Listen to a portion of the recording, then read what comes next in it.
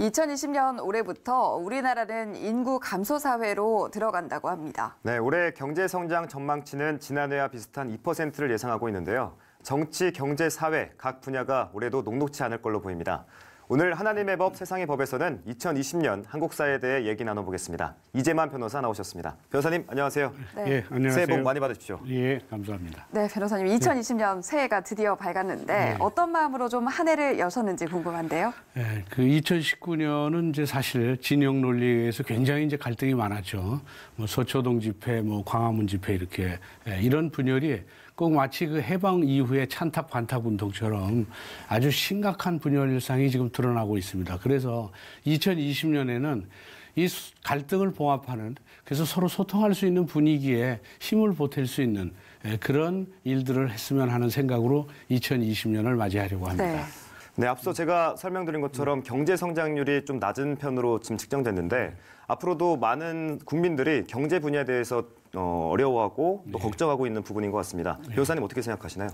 지난해는 이제 경제는 이제 외부적으로나 내부적으로 상당히 이제 어려웠죠. 네. 또 이제 국민들의 체감에 대한 그 경제 그 상황을 보더라도 굉장히 이제 살기가 어렵다 이런 얘기들을 많이 하고 있죠.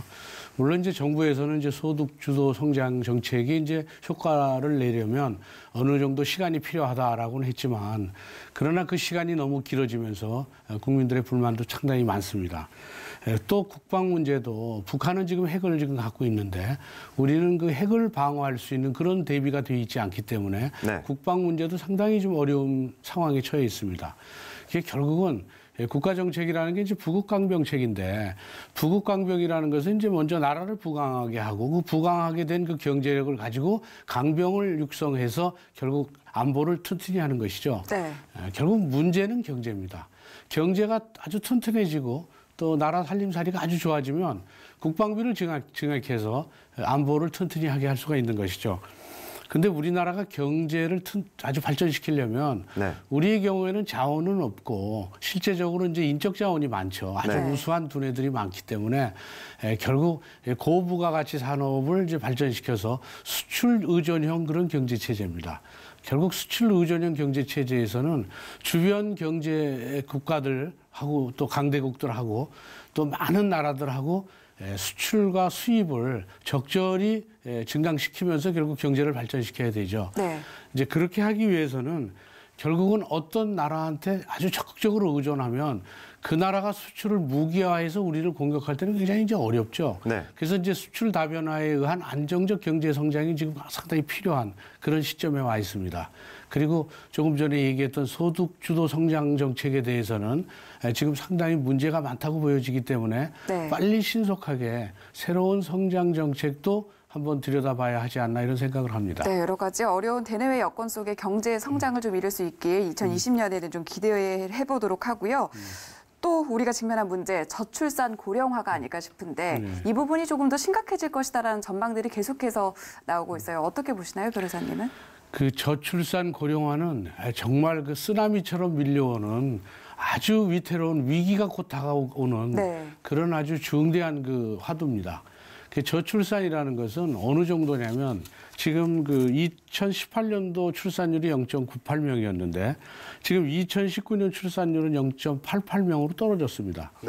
이렇게 만약에 떨어지면 문제는 그 옥스퍼드 그 인구경제연구소에 의하면 이 상태가 계속 지속된다면 300년 후에는 우리나라 그 5천만 인구가 수만 명으로 줄어든다고 합니다. 이것은 계산상 그렇게 나오죠.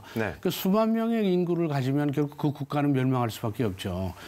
또 하나는 당장은 이 인구가 감소되면 경제 가능 인구가 감소되죠. 그 경제 가능 인구가 감소되면 그만큼 세수가 줄어들죠. 근데 문제는 고령화 사회, 특히 초고령화 사회에 들어가고 있기 때문에 복지 예산은 자꾸 늘어납니다. 그럼 세수는 감소하는데 복지 예산은 늘어나면 결국 재정 수지의 불균형에 의해서 재정 파탄이 올 수도 있습니다. 재정 파탄이 오면 국가에 미치는 영향은 상상할 수 없을 정도로 크죠.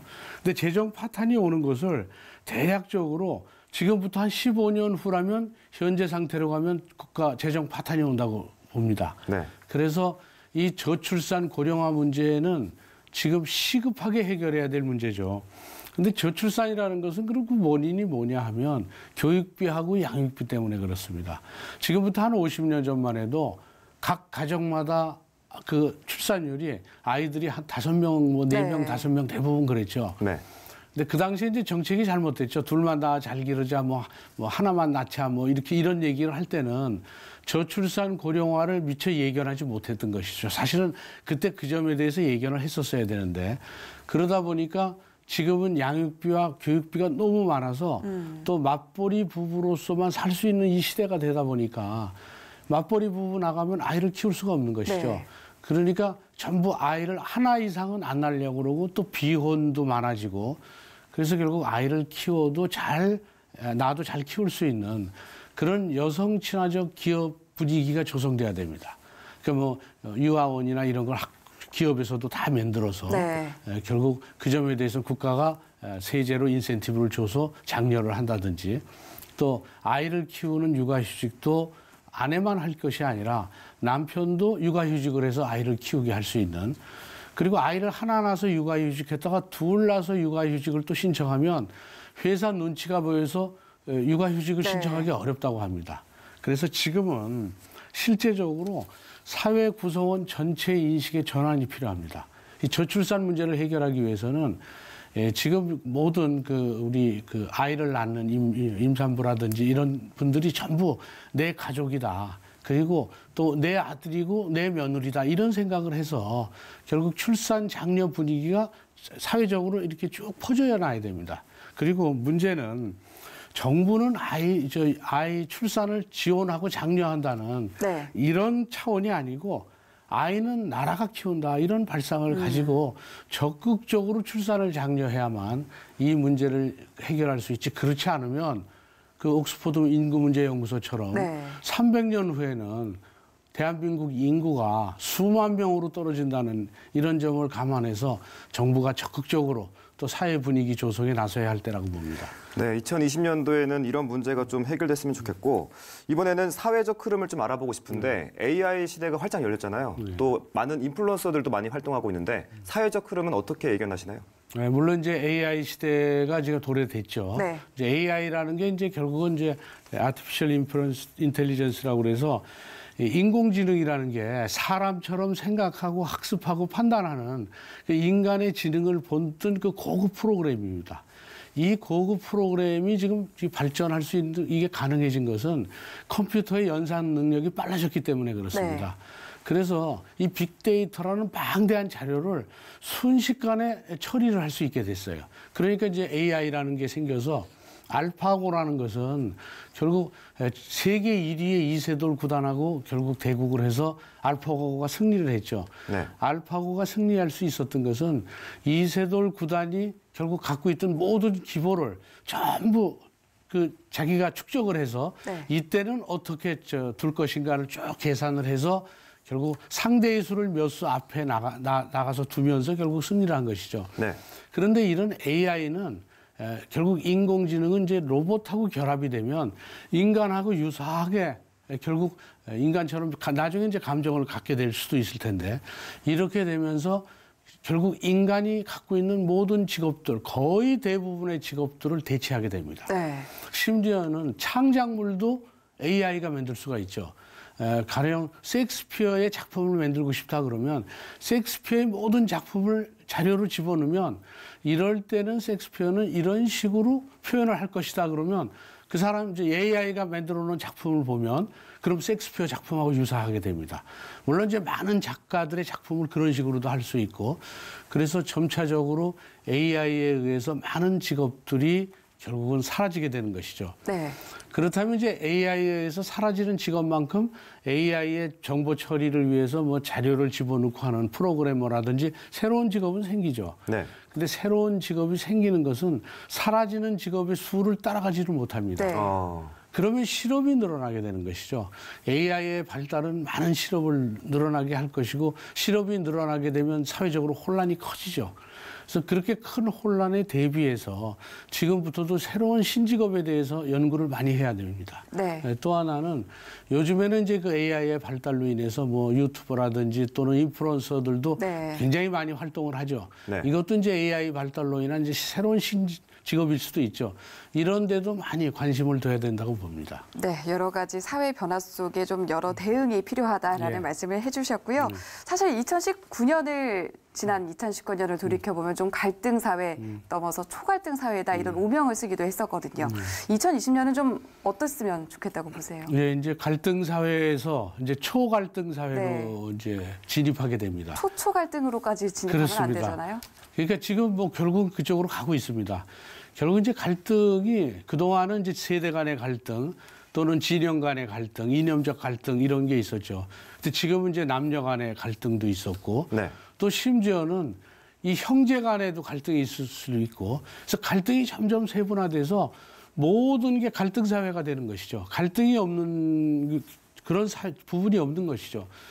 그런데 결국 갈등이라는 것은 예나 지금이나 결국 그 원인은 딱 한 가지입니다. 소통의 부족입니다. 네. 또 상대방의 입장에 서지 않고 자기 주장만 하고 있고 그래서 결국 소통의 부족이기 때문에 소통만 제대로 된다면 갈등에서 벗어날 수 있는 것이죠. 그럼 소통에 대해서 소통의 부족을 해결할 수 있는 것은 결국은 사회 지식인들 네. 또 종교계 그리고 언론사들의 역할이 큽니다.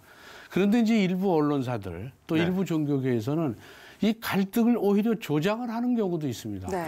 이게 갈등이 조장되면 또 어느 언론사는 어느 쪽 입장이고 어느 언론사는 또 어느 쪽 입장이고 이것이 이제 결국은 정반합에 의해서 발전을 위한 어떤 자기 주장이면 되는데 상대방의 주장은 전혀 경청하지 않고 자기 주장을 무리하게 주장하게 되면 이것은 결국 토론이라든지 이 발전을 위한 토론이 아니고 이 초초 갈등으로 가게 되는 네. 그런 역할들만 하게 되는 것이죠. 네. 결국 이 소통의 부족은 결국은 종교계나 언론계가 나서서 서로 소통하는 역할을 하는 그런 시대가 지금 도래한 것이죠. 네. 그래서 결국 특히 그 종교계에서는 사랑으로 결국 소통 부족을 사랑으로 그 통로를 놔서 또 그리스도를 표대로 삼아서 그리스도를 바라보는 그런 행동을 한다면 결국 상대방을 사랑하는 마음을 갖는다면 결국 소통 부족도 해결되고 또 소통도 잘 되리라고 네, 봅니다. 그러니까 뭐 다시 정리하자면 소통과 더불어서 우리가 믿음으로 무장하면 이런 부분들을 좀 해소해 나갈 수 있을 텐데요. 예. 새해를 시작하는 이런 가운데 우리가 어떤 말씀을 기억하면 좋을지 한 말씀 전해주시죠. 네.